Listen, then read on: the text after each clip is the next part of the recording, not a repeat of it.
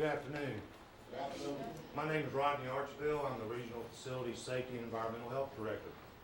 I would like to welcome you to Central State Hospital on behalf of the Safety and Environmental Health Office. The Safety and Environmental Health Office, we have several different departments. We have housekeeping or laundry, which we actually outsource our linen services, but we still have to oversee that process.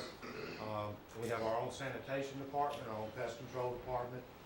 We have our confidential shredding and recyclable center. We also have a landfill on our campus, and we have to manage that landfill in accordance with all the regulatory agencies that govern landfill closures here in the state of Georgia. This afternoon, you will be with me the rest of the day. We will do safety and environmental care, which is the first block of training we're going to do. I will do a short PowerPoint presentation. You have a handout. We'll go over your handout. I will take that handout back up and pass out a competency evaluation. I will cut you loose for a little bit for a break, and then you will come back in and we will do fire safety and prevention. Basically the same format where a short PowerPoint presentation. We'll go over a handout. I'll take that handout back up and pass out a competency evaluation. Right after that, we will roll straight into a bed bug presentation, and then we're going to have a short conversation about eye wash stations and their locations. Okay. First thing, I want everyone to know that right now we've got about 1,633 employees here at Central State Hospital on our campus. We have roughly 320 out in our community homes, in our Central Care community homes. So here on our campus, we have 1,633 employees that are part of our safety team. Okay, it is every employee's responsibility. I don't care what your job title is or what your role here at the hospital is. You are responsible for maintaining a clean and safe work environment. Okay, and that goes for everybody. All Central State Hospital staff need to know about the plans, policies, and procedures that are in place to assure a safe, functional, supportive, and effective environment for the clients and staff. When you get to your work unit, you will actually go through a unit orientation. They will place you with someone that's going to mentor you. Okay, they're going to show you all the policies and how to access those. We have a CSH website. You can go to the policy page on the website. We have all the DBHDD policies. We have also the Central State Hospital policies that are specific to our campus. We have an infection control manual, and we also have human resource policies. It is every employee's responsibility to read those policies that govern you. Okay, some of them may not be specific to what you do here, but you've got to go through there and figure out what is appropriate for you to read and what is not. Okay, but you are governed by those policies. I always use this analogy. If I'm running 70 miles an hour down the highway and I get pulled over and the speed limit's 60, the state patrol officer is not going to care that I did not see a speed limit sign. Okay, basically the same scenario applies with our policies. Okay, you are governed by those policies, so please take the time to read them and know what you're governed by. Okay. The objectives of this course is to identify and define the environment of care. Does anybody have a definition of what you think the environment of care is? If you'd like to share with the group. It's quiet as church in here now. What's going on?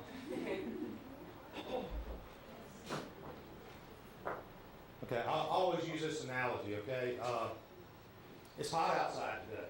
I sweat a lot at work because I'm in and out of the buildings. I'm out on the grounds a lot. So when I get home in the afternoons, I don't want to be sweating. So I typically leave my air conditioner on 70 degrees.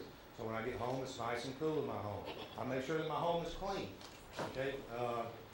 I'm a neat freak, but I make sure that my home is clean because when you don't have a clean environment, you have infection control issues, you have insect issues and those type of things, okay? So I make sure that I keep my home clean. I make sure that I have proper lighting. So if I have to get up in a hurry, I'm not going to trip and fall over something. I don't have anything laying on the floor that I'm going to trip over.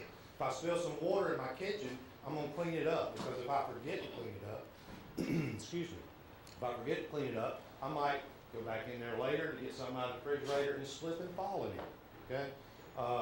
Basically, the same environment that you want at your home, you want a comfortable environment, a clean environment. That's the same thing that we have to maintain here 24/7 for the clients that we serve. Okay? This is where our clients live. This is where they eat, sleep, and go through their active treatment on their path to recovery. Okay? So it's very important that we maintain a clean and safe environment. We're going to talk some about the Joint Commission's 7 standards that require a written plan. Does everyone know what the Joint Commission is? Let me share that with you in case you don't. The Joint Commission is an accreditation agency. With the exception of the state of Texas, they accredit all the hospitals in the United States of America that receive Medicaid and Medicare funding. Okay? We are accredited under 3 different programs: behavioral health, hospital, and long-term care. And we'll talk about the plans that my office is responsible for preparing. And basically, we have a triannual survey that is done, which means every 3 years the Joint Commission comes in. Our last survey was done in July 2010. Okay, and we were accredited through the Joint Commission process. That does not mean that they didn't come in and find some things. So anytime they come in, if they find something, we have to come up with a plan of corrective action, and we have to be able to substantiate that our plan of corrective action is working by a measure of success. When they, after 18 months after a triennial survey, they can come in unannounced at any time. Okay, so we're about 5 months out where they can come back in on us at any time. They can also do what's called a focus survey, where they can come in to one area of the hospital and just hang out with us for a couple of days and look at each standard that we're accredited under the accreditation process. We're going to talk some about the Central State Hospital Emergency Operations Plan. We have a 69-page document that basically says how we're going to maintain continuity of services if we're under emergency conditions that could be contributed to a natural disaster or some man-made deal. You know, sometimes we may have, like, we could possibly have a chemical spill or something like that here on our campus. Okay, and every possible scenario that we could be faced with is covered in our emergency operations plan. Okay, that plan is policy 8.01. All of our safety plans are under the 8 series policy under Central State Hospital, under the policies for Central State Hospital. We do a lot of research, take a lot of time to prepare our emergency operations plan. And when you get to your unit, everyone here has a role in emergency management. Okay, so you need to read the 8.01 plan that tells you it's an overall view of the hospital. And then each building also has an internal plan that's specific to that building layout, and it's also specific to the client population that is in that building. When you get to your work unit, you need to make sure that you read that plan. Okay, your internal plan. It's going to talk about, like, where is your tornado site at? If we have a tornado warning, where are you supposed to go? Where are you supposed to carry your clients to? Any visitors that may be in the area. Okay, we're going to talk some about risk management plan, and then we're going to go through some various slides with some different scenarios and what your response as a staff member should be. The Joint Commission 7 standards that require a written plan you see listed here. My office is responsible for managing all these plans. Our police chief, Downing, actually prepares our secure environment plan. He submits that to my office for review and acceptance. And Mr. Mark Simpson, who is our maintenance director, prepares a utility disruption plan and submits that to my office for review and acceptance. And then my office prepares the other plans. The safe environment plan basically says how we're going to maintain a safe environment for all of our clients, staff, and visitors that may be on the campus. A secure environment, how we're going to provide security. Okay, hazardous materials and waste. This is basically from cradle to grave on any hazardous materials and waste that we have here on campus. And we're actually regulated by several regulatory agencies. We have the Department of Labor, Department of Transportation, Department of Natural Resources, the EPA, and EPD that regulate us in regards to hazardous materials and waste management. We have our emergency management plan. As I said earlier, this plan basically states how we're going to maintain continuity of services under emergency conditions. We have a fire safe environment. Basically talks about our fire drills, our annual life safety inspections that we conduct in our buildings, and also fire extinguisher safety, how to use a fire extinguisher, and how we're going to get all that information out to the staff, new employees, as well as our seasoned staff. Medical equipment. This is basically all of our biomed equipment. And then it may be like if we have a client that needs, that may have sleep apnea or something like that and has to have a CPAP machine, then we have to say how we're going to manage that equipment. And we have to do preventive maintenance checks on it. That if there's any type of malfunction on that equipment, that a work order is issued and we get it up and running as quick as possible, get it replaced. And then utility disruption. Utility disruption is, what are utilities? You pay a power bill every month, okay? So you got electrical, you got water, okay? You got communications. We have to be able to effectively communicate. What happens if we lose our communication capabilities? And we're going to talk about that a little bit later in this PowerPoint presentation. Safety management. We have a very comprehensive safety program here at Central State Hospital. We have various committees that look at safety issues. We have the incident review committee. Any type of incident that occurs with one of our clients. We have the key players, the service directors, and different members of the divisions that come in, and we look at any type of incident that has occurred with a client. We make sure that we try to prevent that from reoccurring by whatever means necessary, putting different processes in place. We have a FRC and PRC committees that are overseen by a quality council.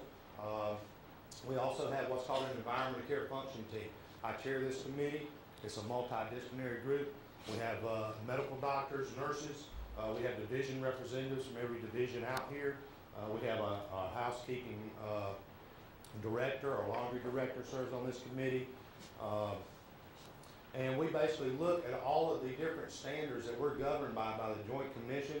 We look at each one of those every month and we determine, are we in compliance? What can we do if there are any type of safety issues and those type of things. And then we also have EOC team members that serve on various other committees. We have an infection control committee. In this committee, we basically look at health-associated infections that our clients acquire while they're here in our hospital, like skin rashes and that type of stuff, C. diff, MRSA. And then if we see any type of pattern or trend, then we drill down and determine, what can we do to alleviate that. We also have a client safety committee where we look at client safety issues and what we can do to improve our client safety here at the hospital. We have a medical products evaluation committee. Basically on this committee what we do is we look and make sure that prior to allocating funding for any type of medical equipment that's needed, that it is compatible with what we currently have on campus, and that it is also, there's no safety recalls or alerts on that equipment. I provide a monthly report to the leadership team from the environmental care with any type of recommendations that we may have. And then we have a police department representative that serves on the environmental care function team as well. Any division or department that is 50 employees or stronger must have a internal environmental care committee, and they report through their division representative about any issues that they may have. Accident and incident reporting. That's our incident management process, okay? Have y'all done incident management training yet? Okay, so you know a little bit what I'm talking about, the CIR, the critical incident reports. Reporting hazardous conditions and unsafe acts. As an employee, what do you think your first thing, if you're aware of an hazardous condition or unsafe act, what should you do? Report it. And who are you going to report that to? Your immediate supervisor, okay? Also, we have safety posters that are around campus, and during normal business hours, you can contact 4291, which is my program assistant, Ms. Vicki Wheeler. And anytime we receive notification about a concern or an issue out there, then me or one of my staff members will be assigned to conduct an investigation and determine what we have out there and what we need to do to alleviate that. Life safety inspections. All of our buildings are inspected annually in accordance with the National Fire Protection Association Life Safety Code 101. We actually outsource our fire services to the Baldwin County Fire Rescue or Baldwin County Fire Department, and they manage all of our fire extinguishers for us. They do all the filling, all the testing, annual testing, and then the hydrostatic testing that has different requirements there. They do our life safety inspections for us, and they conduct all of our fire drills on our campus. They also assist on all fire calls, report all fire calls. And we do have our own fire department here on our campus, over on Mobley Road. It used to be manned by Central State Hospital staff, but now it is manned by Baldwin County Fire Rescue staff. We also have 2 environmental round teams. I head one of these teams. It's a multidisciplinary group. We have infection control nurses, typically the service director, the safety officer over each building accompanies us on these tours, and my environmental health specialist, Mr. Matt Vinson, also heads up the team. We do biannual inspections or twice a year inspections in client care buildings and client treatment areas. We have a 13-page checklist, and it's a full gamut of inspections. We look at infection control issues, we look at life safety, the cleanliness of the buildings. We make sure that we have proper temperatures and the refrigerators and freezers, that we don't have expired food out there, and that type of thing.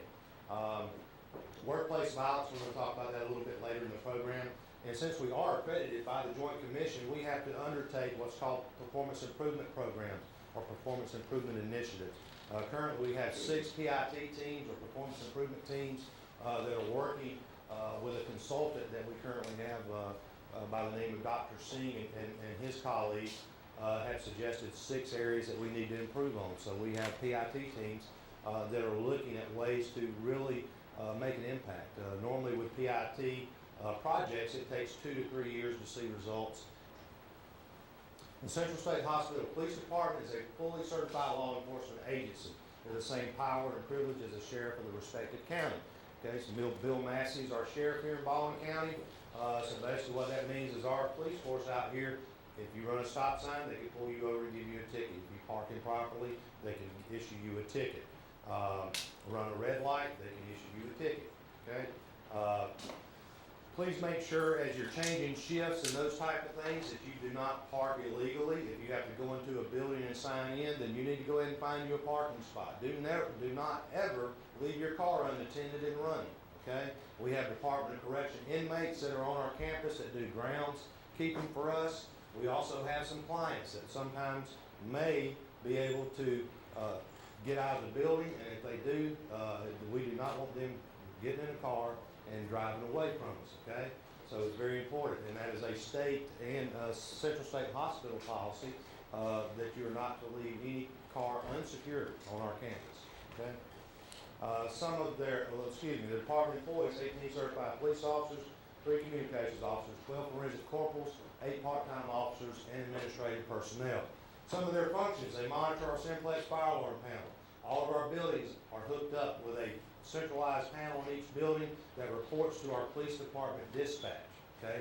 So anytime there's a fire alarm, anytime there's any type of smoke noted by a smoke alarm or smoke detector, then it alerts us at our police dispatch. Our police dispatch is our communication center. That is manned 24/7, so any type of notifications that have to go out, they are responsible for making those notifications. They provide security for forensic services. They monitor security cameras for admissions and central kitchen. They do sensitive area checks, employee background checks, new employee fingerprinting. They maintain an AED machine in all their vehicles. They respond to all code blue calls. They provide security for emergency and disaster events. In the event that we have a death on campus, they are a corner of contact. Medical equipment. We outsource our biomed equipment to a company by the name of Crofthall. We have a technician that is available Monday through Friday, 8 to 5. His name is Mr. Earl Pardun. He maintains all of our equipment inventory for us. He also does preventive maintenance on all the equipment. Every 6 months, all of our biomed equipment is run through diagnostic testing to try to prevent any type of malfunction or failure. Any type of work order that's issued, Mr. Earl gets the equipment back up and running for us. Because of his expertise, he actually serves on the Medical Products Evaluation Committee. Any type of equipment failure, malfunction he handles for us. He provides a quarterly report of his PM maintenance and any repairs that he's had to do to the Environment Care Function Team. And if I need Mr. Earl to undertake any type of performance improvement initiative, then he will do so for us. In 1988, Georgia passed the Georgia Right to Know law. This basically states that as a state employee, you have the right to know about any hazardous materials, or chemicals that you work around in your workplace, okay? We have, when you get to your unit, all desktop out here have an icon on them, and underneath that icon it says MSDS, it's placards, basically. And if you click on that, we have 24/7 web access to that, okay? If you click on that, then you can go in and pull up the MSDS. Does everybody know what an MSDS is? Okay, that stands for Material Safety Data Sheet, okay? Material Safety Data Sheet. Any type of chemical that we have out here, we have to have an MSDS on that, okay? My office manages the MSDS online process for the entire hospital system. Currently, we have, I think, 493 items in our database, but not all those items are specifically here on our campus, because we do manage that for us and the other 5 hospitals. We have also a fax service at 888-362-7416 that you can call. When you call that number, they'll say, what is your fax number and what type of MSDS do you need? We are an institution, so a lot of what we purchase is in bulk. Okay. Anytime we put that in a more readily usable container, then it has to contain a secondary container label.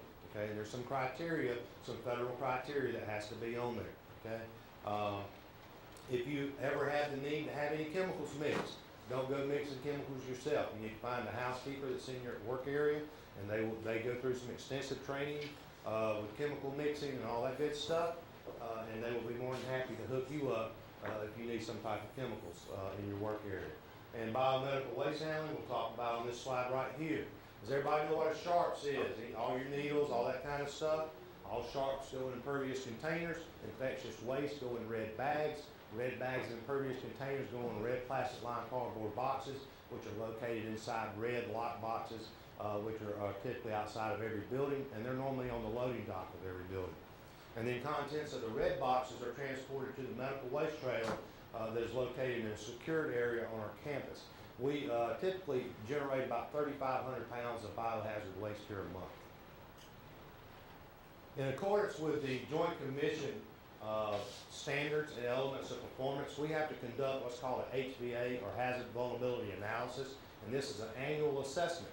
It doesn't really change much. The Joint Commission gives us the criteria of the pieces that we have to have in our HVA, and they're ranked in what we're most susceptible to. Okay, so as you can see at the top of the list is a fire emergency. Even though we have wonderful life safety building features in our buildings are very old out here. Okay, so we're very susceptible to a fire emergency. The next thing is a tornado or severe weather. We're in a region where and especially this time of year, we're very susceptible to having a tornado. When I first got here, back in 2008, I saw all these sirens on top of some buildings. We got 5 sirens located strategically around the campus. And so I inquired as to what these were. Basically, they used to be used to alert for a Department of Corrections inmate escape.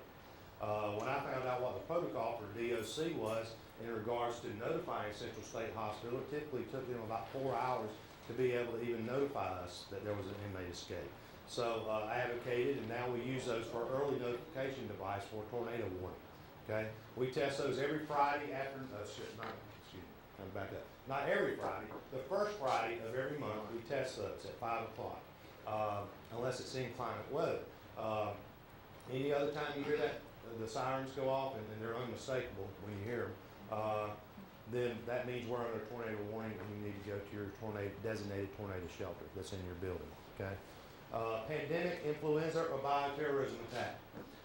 We have clients here that are very susceptible and very medical fragile, and so they're very susceptible to any type of pandemic or bioterrorism attack. Actually, back in August and September of 2009, we had outbreaks of H1N1 in one of our buildings. Direct care staff and housekeeping staff partnering together did a wonderful job in maintaining that. We isolated the clients, used droplet precautions and those type of things that we employ, and they did a really good job on keeping that down, because we had the potential of having a very negative outcome and having a lot of clients and staff affected with that. One thing that I've been able to do since I've been here is I was able to secure a memorandum of understanding with the North Central Health District, which means basically what we're designated as is a bulk dispensing site. Our nearest strategic national stockpile is in Atlanta, Georgia. If a declaration, if we had some type of pandemic or bioterrorism attack that affected this entire geographic area, then within 8 hours we would have enough inoculations or oral medications on our campus for all of our clients, all of our staff, and all of our staff's families, immediate families, okay? Which means that you would not have to go and stand in line at the public health department to receive that type of corrective type of medication. You would come here. Roughly right now, the population in Baldwin County is 52,000 people. So you would be here, and it's a lot more manageable when you got just a few thousand people versus 52,000.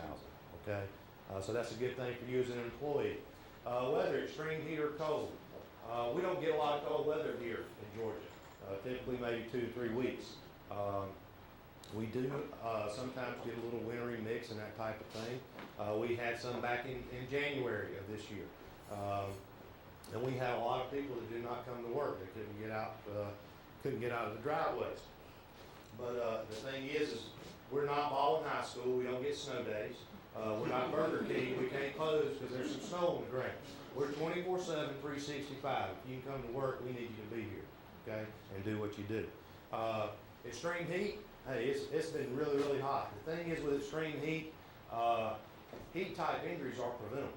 Okay, a lot of the clients that we have here are on certain types of medications where they should not be exposed to extreme heats. Some of them are not supposed to be in direct sunlight and those type of things. Okay, our policy, our state policy, says if the heat index reaches 105 degrees, then all client activity should cease and everyone should come inside. I hope to goodness if you use your God-given common sense, and if it's 105 degrees on the heat index, if you've been soaking up some AC for a while, okay? Because, as I said, you've got to use your common sense here, okay? And hydrate yourself. We need to make sure the clients are hydrating themselves. Now, some of the clients that we serve are on limited hydration because of some behavior issues they may have, but that will be told to you. If you're providing direct care, then that will be told to you to watch out for there. Chemical and hazardous waste spills. Baldwin County Fire Rescue has a hazmat team, so if we ever have a chemical spill here, then we can get it cleaned up. Back in December the 22nd of 2009, we actually had a reported chemical spill at our Craig Nursing Center. Which Channel 13 ran for a couple of days, basically said that we had to evacuate the Craig Nursing Center, which was totally incorrect. And AP Press actually picked that up and stated that we had to evacuate the entire hospital, which was incorrect. And all we had basically was a water leak. But we did have a couple thousand gallons of water on the ground. But we got that cleaned up. Electrical system failure. All of our buildings have backup generators, emergency power generators, that are full power generators, okay? So if the power goes off in the yard of a building within 10 seconds, the generator outside is going to kick on. Plant operations maintains these generators for us, okay? Every 20 to 40 days, which is a National Fire Protection Association requirement. It's also part of the Joint Commission Standard Program. They have to test those generators and run them and all that stuff and document all that. The only building that we do not have a full power generator on is the Peyton Cook building, which is our forensic building. But don't think you're going to be in the dark if you're going to the Cook building and the power goes out. That still operates the life safety features and the security features of that building if the power were to go out. Communication system failure. In the event that we lose our landlines, which is our computer lines and our phone lines, we have a base station and our police dispatch and two-way radios, our emergency radios, that we can effectively communicate from police dispatch all around to all of our buildings on our campus. Okay? Emergency water supply. In the event that we suspect or receive notification that we might have a contaminated water supply, we have the capabilities. Mr. Matt Benson, who is our environmental health specialist, he does all of our water testing and wastewater testing for us, which we're required to do on a monthly basis. He has the ability to test that water and have those results back within an hour to determine whether or not we do have a contaminated water supply. If it is found that we do have a contaminated water supply, we have several different contingency plans in place on how to manage that. However, if we were going to be without water for more than 2 days, then we have a memorandum of understanding with East Central over in Augusta, Georgia, where we would evacuate our hospital and go over there. We also have memorandums of understanding with all of our sister hospitals. In the event that they ever have to evacuate their hospitals, they will come here, okay? We just recently moved from the west side of the Freeman building over to the east side of the Allen building. We have 178 bed capacity over there. Where if another hospital, or say if we have to evacuate one of our buildings for some reason, we've got phone lines and all we gotta do is plug the phones in. We've got a phone list, we got keys. People can come in and start doing business immediately if that need arises. We also have EWAC, which is our Educational Work Activity Center, which is out off of Benson Highway. The lobby there designated as an evacuation site. And we have a very large auditorium where we can also set up cots, and we have blankets and pillows and all that for an evacuation site. Let's see, bomb threat. We do have a bomb threat checklist that's supposed to be located beside every phone on our campus. The thing is with our society today, the Joint Commission still makes us put this in our HBA. Our society's gotten so warped now that people don't even give you advance notice that they're gonna blow something up. They just blow something up. But there is a checklist, so if there's ever a bomb threat, then you're supposed to be able to glean some information by using that checklist. We have a hostage crisis management plan. We also have a crisis management plan. This crisis management plan actually deals with us being under emergency conditions, the hospital being under emergency conditions, and you may have elderly parents that live with you. If you've got to be at work, how are you going to take care of those of your elderly parents? How are you going to take care of your children? How are you going to take care of your pets? Okay, and that process is facilitated through HR. Okay, and then we have a campus lockdown contingency plan where we can lock down this entire campus, or we can lock down a single building, single floor, and that type of thing if we have the need to. Our emergency management plan is templated from the Department of Homeland Security, FEMA, the National Incident Management Systems, or NIMS, and Incident Command Structure, or ICS. Okay, and there are 4 stages of emergency notification. As you can see, stage 1 is 48 to 72 hours away. Stages of the emergency action plan are broadcast via the CSH emergency radio system, the paging system, and group lives land. A notification would come from the police department dispatch. Very seldom will we ever have the luxury of having 48 to 72 hour notification.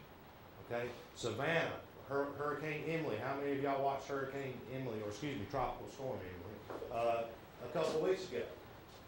Savannah Regional actually had to go to stage 1 evacuation alert because the storm initially, the projected path was tracking right into Savannah, Georgia. So we were getting our evacuation site set up to receive that entire hospital, all of their clients, all of their staff, and have them come up here and hang out with us for a few days until it was safe for them to go back home. Luckily, it took a sharp right and went on out to sea, and we did not have to facilitate them coming here. Typically, anything that we deal with is either going to be stage 2 or stage 3. Stage 2 is preparation and readiness. This may include relocating the clients, recalling or reassigning staff, retrieval of emergency supplies into the curtailing or modifying the client activities and operations, and that's 24 to 48 hours away. Now, if we were to have a tornado touchdown on our campus, that would go immediately to stage 3 because that's an immediate disaster. Okay, so that's a disaster plan. Activated only if a disaster occurs, and we have a hospital-wide disaster plan. We also have a command post that is located in an administrative building for the police department, which is right next to police dispatch. We have ring-down phones there that are manned. If we have to activate the command post, we can send out group pages. We have 4 different groups that we're able to page out, depending upon what type of disaster we're dealing with. All the way from 12, the first group is 12 people, which are the 12 key administrative department heads on our campus, all the way up to, I think, the largest group that we have is 280 employees, which are key employees, and we might need them to come back into work if they're not already here. We have ring down phones where as they call in, we can write down their name, when they called in, and also tell them, yes, you need to report to the command post, or no, you do not need to report. We have a huge status board, about like this size here. It's got all of our buildings listed. We can plug in our client census, any type of client injuries or deaths, our staffing levels, any type of staff injuries or staff deaths, where we're housing our media at. If something happens on this campus, we have media that will be flocking here, okay? And we have to be able to manage them and have them in one location. So if we give a press release or something like that, we're able to do that effectively to one group. Also, we can track all the different types of emergency agencies that we have in here. Georgia State Patrol, the Sheriff's Department, Police Department, and that type of thing. Stage 4 is a recovery and evaluation. Anytime we do a real-time drill, or we have, a drill, or we have a real-time incident occur, I have 5 days to do a debriefing, which means basically I have to do an evaluation of what we did right, what we did wrong, and what we can do to enhance that program and make our program better. Okay, and that's after the plan is ended. Let's talk about emergency codes for a moment. A code blue. Now, anytime you have to announce an emergency code, we want you to do that announcement 3 times. Okay. So if all of a sudden I started having a heart attack in here, or I threw up my hand, and fell on the floor, I'm sorry. Anyway, if I fell out on the floor, I want y'all to call a code blue. And it would be code blue, Yardbird, 2nd floor, room 073. And you would make that call 3 times, okay? Code blue stands for cardiac arrest or medical emergency. Code red is a fire. Code yellow is a psychiatric emergency. When a code yellow is called, typically all staff respond to that code yellow. A code yellow means that a client has assaulted a staff member, a client has assaulted another client, or could be showing self-injurious behavior, or SIB. Okay, code black is a bomb threat or search. Code orange is a hazardous material spill or release. Code brown is a campus lockdown. Code pink is an infant or child abduction. Now, we got out of the child and adolescent business on September 18th of 2009. However, we still have clients' families that come out here, may have young ones with them, and we have some staff that may have families come out, young children come out with them from time to time. So we're still have the potential of having to initiate a code pink. Code green is elopement. Okay? That basically means that a client has left their service area or treatment area. Okay? Code gray is severe weather. We have a National Weather Service radio that is manned in the police dispatch at all times. I also have one in my office, and my program assistant, Ms. Vicki Wheeler, has one in hers. NOAA radios are typically the alerts or life-threatening weather emergency alerts are announced by the type of event, geographic area, the anticipated severity, the probability of occurrence, and safety instructions. It says here, tornado watch. Weather conditions are favorable for the formation of tornadoes. You want to follow the instructions in the severe weather action plan. Tornado warning, a tornado has been sighted in the warning area. You're going to hear those sirens go off, okay? It says also follow instructions in the severe weather action plan. That is your internal plan, okay? So make sure you read that when you get to your unit. Risk management. Risk management is to reduce losses associated with injuries, property damage, or theft, and other potential liabilities. We, at Central State Hospital, in the last 5 years, we have spent $12.5 million on workman's comp claims here. Okay, 52% of those claims derive from client on staff assaults. Okay, 52% of those claims. We actually almost equal what all the other hospitals put together, equal in their workman's comp claims. So you got to be careful out here. Okay, we want you to be careful. That's one reason why we give you all these classes and all this training. Incident reporting and analysis, that's a incident management process. And then the communication and coordination of that. We have to get all the CIRs and all that stuff to the key players so we can discuss that and make sure that we're doing something about it. Okay, you see a water spill on the floor in the hallway. That's under safe environment plan. Okay, we want you to clean it up. If you can get some brown paper towels and clean that up, we want you to. Okay, we typically average about 32 falls clients falling out here a month. Now, we recently changed our definition of what constitutes a fall. So our numbers look a lot better. We're about 17 now. But the reality of it is we still have about 32 clients falling out here a month. 1,800 people in healthcare settings die every year in America from falling. You might go to the hospital, get your appendix taken out, you fall, you die, you just became one of those statistics. Okay, we normally have about 7 staff members fall out here a month. So that's like 39 falls that we average a month out here. Okay, with that high number, we have the potential of having a very negative outcome there and being one of those statistics, one of the ones out of that 1,800. Anyway, if you can clean it up, and I don't care what your job title is here, I'm a firm believer that nobody is any better than anybody else out here. I don't care if you're a doctor, a housekeeper, a CNA, HST, that does not matter. Everyone is responsible for maintaining a clean and safe work environment. So if there's some water on the floor and you can get it up with some of these brown paper towels, by all means, that's what we want you to do. If not, I was in the cook building the other day, saw some water on the floor. I was walking with one of my housekeeping managers over that building. I told her to go find a housekeeper. I didn't see a housekeeper. I said, go find a housekeeper. I'm going to hang out right here. One of the clients came by, and the whole group of clients came by, and I redirected them. Hey, y'all, we got some water sitting right here. Y'all stay over that side of the hall. One lady told me, I'll be glad when I get out of here. I told her, so will I. Anyway, mark it and get the housekeepers to get it cleaned up for you, okay? But if you can clean it up effectively by yourself, then do so. The fire alarm unit goes off unexpectedly. That's under the fire safety and life safety plan. We want you to follow the RACE procedure. We're going to talk about that in the next block of training. RACE stands for Rescue, Alarm, Contain, and Extinguish. A foul smell is coming from the housekeeping closet in your work area. That's under hazardous materials. Follow hazmat response procedure. The first thing we want you to do is safeguard the area. As an employee, you have the authority, if there's some type of issue like this, to tell everybody, all right, get everybody out of here. Do not come in here, okay? We don't want you evacuating the entire building. That needs to be, those type of decisions need to be made by the service director or by myself. However, you do have the authority to safeguard the area and keep everybody back. If it's a minor spill, you know the source of the odor is not harmful. We want you to call housekeeping and initiate cleanup. Reference directions on label and MSDS for precautions or methods.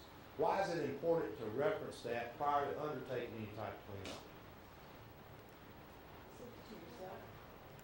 Okay. Safety to yourself. I heard something else. I'm sorry? To know how to clean it up. It tells you on there what to use to clean it up. We have some stuff out here that does not react well to water. Okay? We had a young man that works for us in plant operations, was in the bowling building. He had to unstop a toilet. He got the wrong type of stuff. He got stuff that we normally use in a manhole to eat up roots. He didn't read the label. He goes down, squirts some in the toilet. It wasn't drainable. Okay? He waited a few minutes. He hit it with a plunger. It exploded. Flew all over him. He could have been disfigured for life. He did get burned all over his neck and arm. They threw his jacket. It was cold out. They threw his jacket, his shirt. He had to have skin grafting done and all that kind of stuff. Okay. So we put some measures in place to prevent that from reoccurring. The thing is, don't just think that can happen here at work. Okay. You better Wally World and Kmart and those type of places. They sell a lot of the same stuff that we use out here. Okay. So pay attention to what you're using it at home. Okay, because you can have the same type of thing happen. If it's a major spill and you do not know the source of the odor is potentially harmful, call the CSH Fire Department, evacuate and close off the area, notify your supervisor, and fill out the incident report. A visitor has lit a cigarette in the day room. That's under no smoking or fire safety. Politely advise the visitor to extinguish the cigarette. Advise the visitor that we are a tobacco-free campus. Okay? We became a tobacco-free campus on January the 5th, 2010. The last group of new employees that came in on the 1st, I taught the same class that y'all are going through today. About 2 days after I taught my class, I saw a young man open up the Tahoe to the door to his Tahoe out in the front parking lot on the side here, bring out a pack of cigarettes and fire up a cigarette. And I said, he said, hey, Mr. Archebelle, how you doing? I said, wasn't you just in my class about not, us being a tobacco-free campus? And he was like, well, that means I can't smoke? No, you can't smoke. Put your cigarette out, So I say that now, and I'm gonna say that to every new employee orientation class, don't let me catch you smoking out there, okay? Unfortunately, I'm a smoker, but I don't smoke during the day, okay? I blaze them up at night, but I don't smoke during the day. The light switch you just touched gave you a shock or some of the utilities management or electrical safety. Place a do not use danger notice over that light switch, which is part of OSHA's tagout program. Call plant operations or supervisor to initiate a work order, notify your supervisor, and fill out the incident report. The window pane in the front door is broken with a sharp glass edge present. Place a danger notice over the sharp glass, paper cover with protective covering. Call plant operations or supervisor to initiate a work order, notify your supervisor, and fill out the incident report. A fellow employee tells you she is going through a nasty divorce and her ex is stalking her. That's under secured environment and workplace violence. I can assure you we have a zero tolerance policy on any type of workplace violence out here, okay? And it's not that we want to get into any employee's business. However, we have the responsibility and the duty to protect every employee out here to the best of our ability, okay? So if you ever have any issues, we need you to talk with your immediate supervisor about your issues. They're going to hook you up with HR. HR typically gets the police department involved in that, and also myself sometimes. And in the past, we've had to lock up entire floors of a building because some type of threat's been made and domestic violence. The thing is, it's very prevalent today in today's society. You know, you cut on the TV, you see where someone's gone in and killed several of their coworkers, may have killed themselves, and domestic violence that's part of our lives every day. But we have a zero tolerance policy out here for that, and it will not be tolerated. Knowing what to do and how to respond to an emergency will help you protect your clients, fellow employees, and yourself. I inherited these PowerPoint presentations when I started. We're fixing to redo everything. However, I'm probably going to leave that in there because I always like to say this. If you're not taking care of yourself, then you're not going to be able to take care of the clients that you're assigned, and you're not going to be able to assist any of your employees. Why I say that is to say, be aware of your surroundings at all times. And take care of you, okay? Because you've got to be able to do that before you can take care of someone else. Responding quickly in the correct way, assisting others, and when possible, addressing the problem for all important action steps. Be prepared for an unexpected emergency. Most emergencies are unexpected. We don't have the luxury of saying, well, at 2:30 today, we're going to evacuate this building because there's going to be a chemical spill in the basement down here. Respond to the common hazards and risks associated with community living and working situations. Any questions or comments on the PowerPoint presentation? Okay, if you'll take your hand out, we're going to go over that right quick.